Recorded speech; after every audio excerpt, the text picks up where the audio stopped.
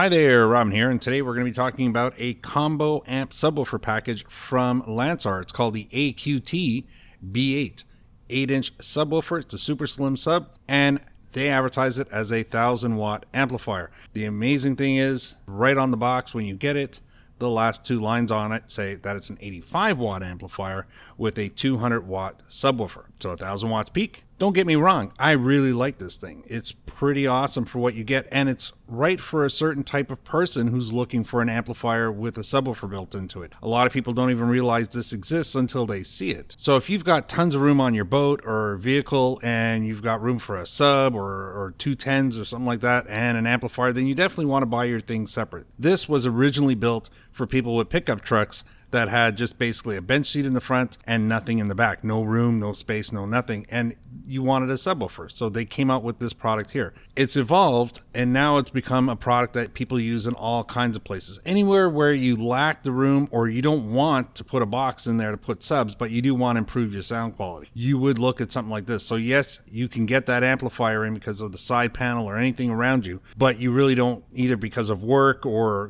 just because of lack of space, you don't want to have a big box with a subwoofer in it. Now remember, this is an 8-inch subwoofer, so you're going to get good bass response, but not tons of volume out of it because it's only one and it is a super slim. So the things that it falls short on, it certainly makes up for the fact that it takes up no real estate at all wherever you're going to put it. And like I was saying, the people who do like using this and people who talk really give it great praises are using it in compact spaces. Now the people who aren't happy with it, and I'll tell you how it works out, is people who overestimate the word marine or waterproof. This has got no more than an IP rating of IP33, which basically means humidity and damp space. I would not have this anywhere where it would get rained on or splashed on or anything like that. That would be bad for this. You definitely don't want to put it in a quad or something like that where it's going to get splashed with mud, where it can really soak up the water. So definitely stay away from anywhere where you're going to get direct, water on the unit. So think about where you want to put it. If it's in the cabin of the boat, that's a great place for it. Out on the deck of the boat, I probably wouldn't do that. So again, for,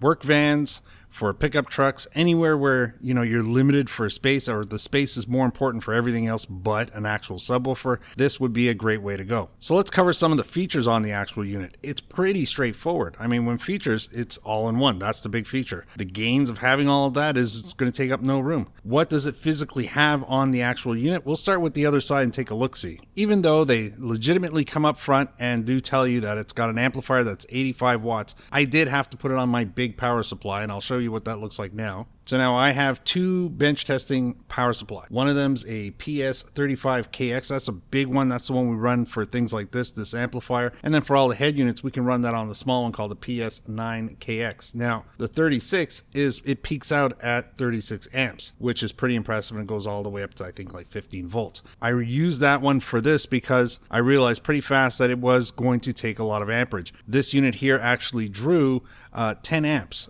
to run the unit. So that's pretty impressive for an amount of power, which is fine in a vehicle. Don't get me wrong. It's not going to starve your vehicle and not charge your battery, that sort of thing. Definitely 10 amps is pretty impressive. It's 120 watt consumption.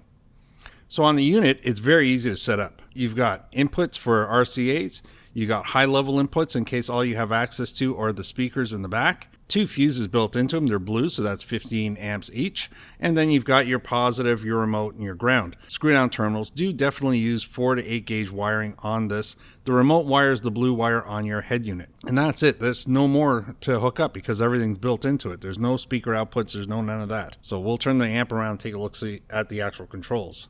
So here's the opposite side. On this side here, we've got two lights on the far end. We got a power light and we got a protect light. Let's try and avoid the protect light because if the protect light goes on, it means the amplifier has locked up internally. Don't ground it, don't overgain it, which is what we're going to talk about in a second. But that's really all you need to do. And because everything's incorporated, unless it actually gets soaking wet inside or it's built up so much moisture and humidity that it shorts internally, this light shouldn't go off. Now we've got a switch, which is a phase switch, which gives me either a directional 0 degrees, so it's pushing out bass directly. You can shift the phase so it's more full on 180 degrees. Then you've got your input gain control, your bass boost, and your low filter from 50 hertz to 150 hertz. So this is really how much bass do you want this guy to handle versus your speakers on the vehicle. Bass boost basically gives it an extra little kick. It's like a loudness button for the low end. Gain is how you're going to adjust this amplifier against all the other speakers that are probably hooked up to your head unit. The last one's a plug for this guy right here, which is a level control, because amazingly enough, some people do say, oh, there's too much bass, turn it down. And that's what you do here. This allows you to have a cable that is about 20 feet long. Make sure this works before you install this. You want to make sure this has enough length to it. And then once you install this, you have now something up at the dash to control how much bass you are actually going to add to your system simply by turning this knob. So that's pretty impressive, instead of having to go back and do adjustments or find some other magical way to make it happen. And that's pretty much it. I mean, it's not a complicated piece of hardware, so there's not a lot of features to talk about. It's basically plug it in, turn it on, and it works. Again, it's more about where you're going to use it, less about how you're going to use it.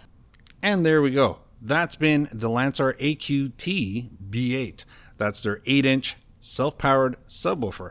I hope this video helped you in your buying decision today. Maybe we'll see you in the next video. I'd like to say thanks for watching, and bye for now.